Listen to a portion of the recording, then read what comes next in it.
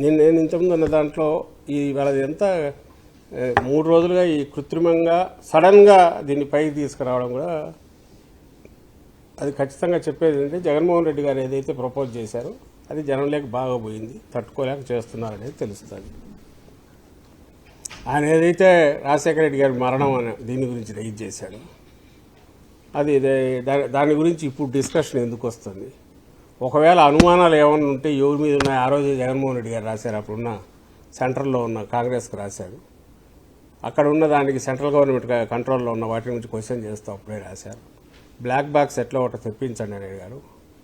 దీని మీద అనుమానాలు ఉన్నాయని అడిగారు, ఆయనే అడిగారు. ఒకటి. సెకండ్, వీళ్ళకి ఎప్పుడు క్యారెక్టర్ అసాసినేషన్ ఈ ఒక వీళ్ళు క్రియేట్ చేసిన ఒక రూపం జగన్మోహన్ రెడ్డి గారి రూపం మీద తయారు చేసి పెట్టుకున్నదాన్ని దాన్ని పెట్టుకొని అదేదో చేతబడిలో బొమ్మకు కదా గుచ్చినట్టు గుచ్చుతా అంటారు.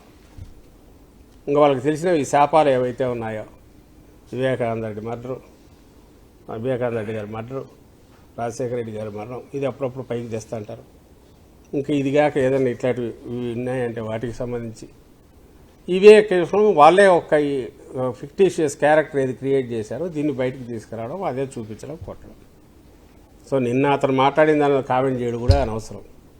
వాళ్ళు ఎవరో మా జిల్లా వాళ్ళు అక్కడ పార్టీ వాళ్ళే అన్నారు, మీ అన్న సంగతి నువ్వు ఉన్నావంట, అది ముందు చూసుకోమని. That's a different issue. అతను ఈ డజంట్ డిజర్వ్ అది అనడానికి కూడా, దాన్ని మేము అనడం కూడా అనవసరం. ఆ స్థాయికి పోవాల్సిన అవసరం లేదు.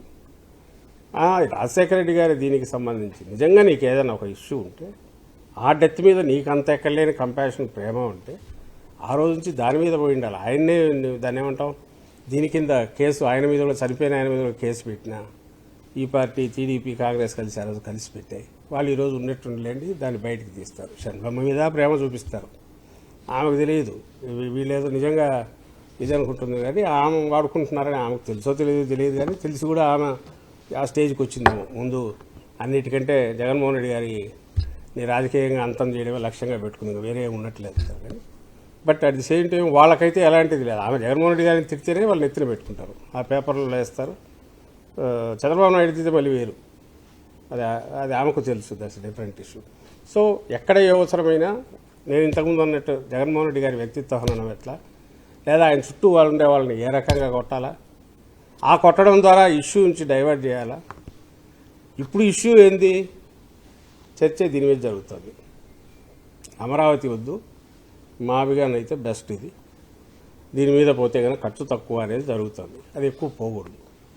ఇది కాకపోయినా స్కీముల గురించో, ఇంకో దాని గురించో, అప్పులు పెరిగే దాని గురించో ఏ క్వశ్చన్ రైజ్ కావాలన్నా ఏదో ఒక డైవర్షన్ ఉండాలి. సో ఇప్పటికైతే ప్రజెంట్ దీని మీద డైవర్ట్ చేయాలి కాబట్టి స్ట్రాంగ్గా ఇట్లాంటి తీసి కొట్టేస్తే ఇమ్మీడియట్గా మేమేదో వెనక్కు తగ్గుతామని. బట్ దీంట్లో కనపడుతున్నది అంటే వీళ్ళు భయపడుతున్నారు. రాజధాని విషయంలో జనం థింకింగ్లో, ప్రజల ఆలోచనలో చంద్రబాబు నాయుడు దుర్మార్గంగా రాష్ట్రాన్ని ముంచుతున్నాడు. జగన్మోహన్ రెడ్డి గారు ఆచరణాత్మకమైన సొల్యూషన్ చెప్పారు, అదే ఆచరణలోకి తీసుకురావస్తే మంచిది అనే దాని వైపు మొగ్గు చూపుతున్నారు అనే విషయం ఎప్పుడైతే బయటపడుతుందో ఆ ఉలికిపాటు, ఆ బెదురుపాటు ఇవన్నీ కూడా చంద్రబాబు నాయుడు అనుకోలో కనిపిస్తున్నాయి. అదే థ్యాంక్ యూ.